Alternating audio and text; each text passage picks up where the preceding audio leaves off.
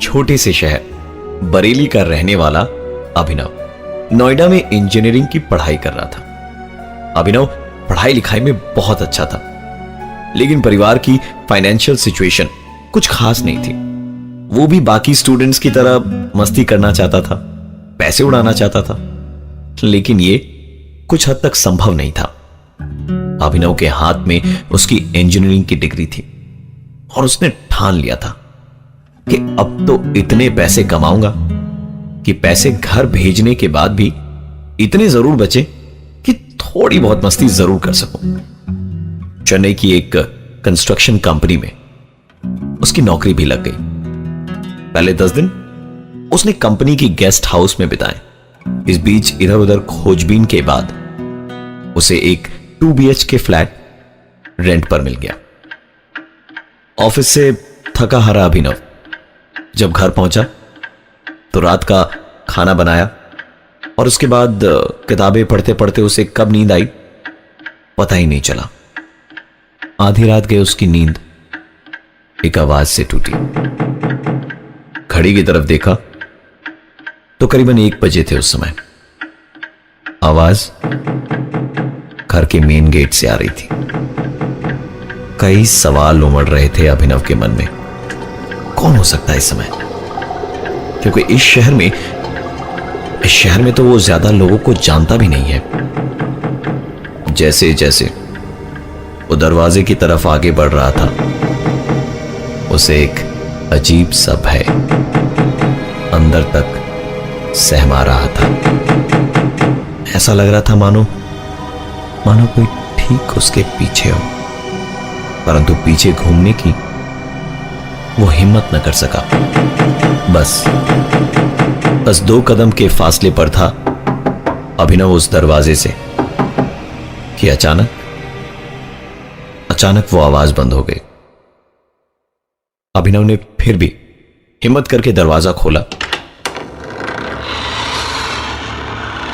तो वहां कोई भी मौजूद नहीं था। अभिनव ने दरवाजे को बंद किया और पलटकर वापस कमरे की तरफ जैसे ही आगे बढ़ा, एक बार फिर वो आवाज उसके कानों तक आई। दरवाजा खोलने के लिए जैसे ही उसने अपने हाथ बढ़ाए, आवाज सामने के दरवाजे से आना बंद हो चुकी थी, क्योंकि इस बार दरवाजे पर हो रही दस्तक पीछे के दरवाजे से आ रही थी। पीछे था वो कमरा जो ब्रोकर ने अभिनव को नहीं दिया था। उस दरवाजे के सामने लगा था एक ताला और दरवाजे को कोई अंदर से धक्का दे रहा था। अभिनव और बर्दाश्त नहीं कर पाया और सीधा अपनी बिल्डिंग से बाहर निकलकर परेशानी वाली हालत में अपने दोस्त ऋषि को फोन करने लगा। ऋषि के फोन उठाने पर अभिनव ने उसे सारी बात बताई। आधे घंटे के ठीक बाद ऋषि उसके घर के बाहर था। दोनों एक साथ घर के अंदर प्रवेश करते हैं। चारों तरफ सन्नाटा था, ना कोई दस्तक और ना ही कोई और आवाज। दोनों काफी देर तक एक दूसरे से बातें करते रहे और उसके बाद तकरीबन 3-3:30 बजे उनकी आंख लगी। ऋषि को नींद में कुछ समझ नहीं आ रहा था, पर वो एक अजीब सी आवाज को सुन पा रहा था। ऐसी आवाज उसने आज से पहले कभी नहीं सुनी थी। जो आवाज अब तक उसे बड़ी दूर से सुनाई दे रही थी, वो अब धीरे धीरे और भी ज्यादा जोर पकड़ते हुए उसके कानों के पास आ रही थी। ऋषि इन चीजों को और बर्दाश्त नहीं कर पा रहा था। उसने अभिनव को नींद से जगाया और उसे सुनाई दे रही आवाज के बारे में बताया। अभिनव ने कहा यह शायद उसका वहम है। अभिनव को कोई भी आवाज सुनाई नहीं दे रही थी।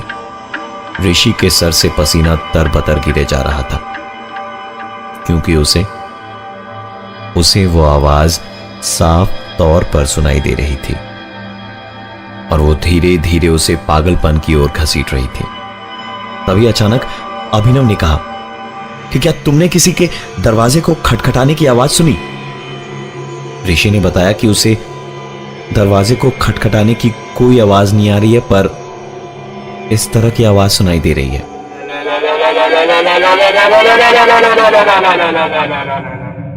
ऋषि और अभिनव दोनों ही कुछ अजीबो गरीब आवाजें सुन रहे थे, लेकिन दोनों को सुनाई देने वाली आवाजें अलग अलग थीं।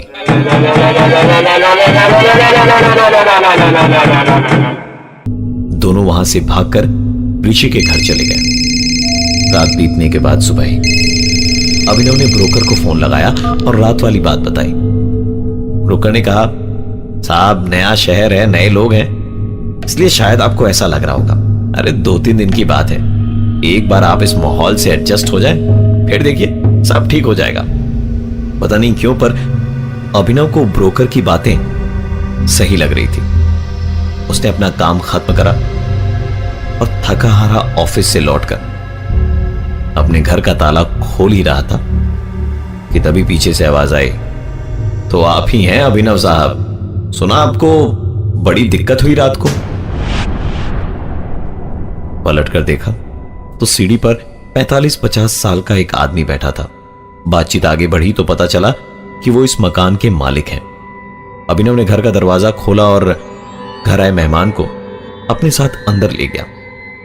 अभिनव ने कल रात घटी सारी घटना विस्तार से बताई तो मकान मालिक ने पूछा कि ब्रोकर ने आपको दूसरे कमरे की चाबी क्यों नहीं दी? वो ब्रोकर कुछ गड़बड़ तो नहीं कर रहा? दोनों बातें ही कर रहे थे कि अचानक एक बार फिर दरवाजे पर वैसी ही दस्तक सुनाई दी जो कल रात अभिनव ने सुनी थी। अभिनव ने मकान मालिक से कहा, आपने सुना ना, कल रात से ये आवाजें मुझे परेशान कर रही हैं। मकान मालिक हैरान होकर अभिनव की तरफ देख रहा था क्योंकि उसे कुछ भी सुनाई नहीं दिया था। खैर हिम्मत जुटाकर अभिनव वहां से उठा और कहा, मैं आपके लिए चाय बनाकर लाता हूं। चाय बनाने के लिए किचन में जाना तो बहाना था ताकि वो उस दरवाजे पर नजर रख सके जहां से वो अजीबोगरीब आवाजें आ रही थी। उसने चाय बनाने के लिए पानी उबालना शुरू किया और साथ ही ब्रोकर को फोन लगाया और कहा, यार सच बताना, इस घर में कुछ गड़बड़ तो नहीं है ना? इस घर के मालिक हमारे साथ यहां बैठे और पूछ रहे हैं कि दूसरे वाले कमरे में ताला क्यों लगा रखा है। मकान मालिक का नाम सुनकर ब्रोकर की मानो हवाइयां उड़ गई। उसने दोबारा पूछा, कौन आया है आपके यहां? अभिनव ने बताया, मकान मालिक। और ये सुनते के साथ ही ब्रोकर ने फोन की लाइन काट दी। तो ब्रोकर हड़बड़ाता हुआ दौड़ते हुए उनके घर पहुंचा। दरवाजा खुला तो सामने ब्रोकर के चेहरे की हवाइयां उड़ी हुई थी और शरीर पसीने से भरा था। इससे पहले कि अभिनव कुछ कहता, ब्रोकर ने पूछा, मकान मालिक कहां है? अभिनव ने कहा, यहीं मेरे साथ कमरे में बैठे चाय पी रहे। पर आप मुझे यह बताओ कि आपने ये कमरा बंद करके क्यों रखा? इसकी चाबियां कहां हैं? उसने कहा, चाबियां तो मैं आपको दे दूंगा, पर क्या मैं एक बार मकान मालिक से मिल सकता हूं? अभिनव उन्हें अपने साथ कमरे में ले गया। सामने टेबल पर पड़ी थी 2 कप चाय और आधी खाई हुई बिस्किट। अभिनव कमरे में इधर से उधर झांक रहा था क्योंकि जिस मकान मालिक की वो बात कर रहा था वो वहां मौजूद ही नहीं थे। और गौरतलब है कि उस घर से बाहर निकलने का सिर्फ एक ही द्वार था जहां थोड़ी देर पहले अभिनव और ब्रोकर दोनों खड़े थे। ब्रोकर ने कहा कि आप पता नहीं किसकी बात कर रहे थे, क्योंकि इस मकान के मालिक ने आज से 5 साल पहले उस बंद पड़े कमरे में फांसी लगाकर आत्महत्या की थी। यह घर उसने बहुत शौक से खरीदा था। रिसेशन के कारण उसकी नौकरी चली गई थी। धीरे धीरे वो कर्ज में डूबता गया। मुसीबत की घड़ी में उसके परिवार ने भी उसका साथ छोड़ दिया और उसके अकेलेपन ने उसकी जान ले ली। उस घर से बाहर आने जाने का सिर्फ एक ही दरवाजा था। अभिनव ने आज तक इस तरह की चीज कभी अनुभव नहीं करी थी। उसने ब्रोकर से कहा कि मैं इस घर में 1 मिनट भी नहीं रह सकता, और सारी चीजें अपनी पैक करने लगा। ब्रोकर ने भी उसकी मदद करी। दरवाजे को बंद करते वक्त उस ब्रोकर एवं अभिनव दोनों ने देखा कि कैसे उस बंद कमरे के दरवाजे पर कोई अंदर से दस्तक दे रहा था। रात अभिनव ने ऋषि के घर गुजारी। अभिनव और ऋषि बातचीत कर ही रहे थे कि तभी अचानक उन्हें एक आवाज सुनाई दी।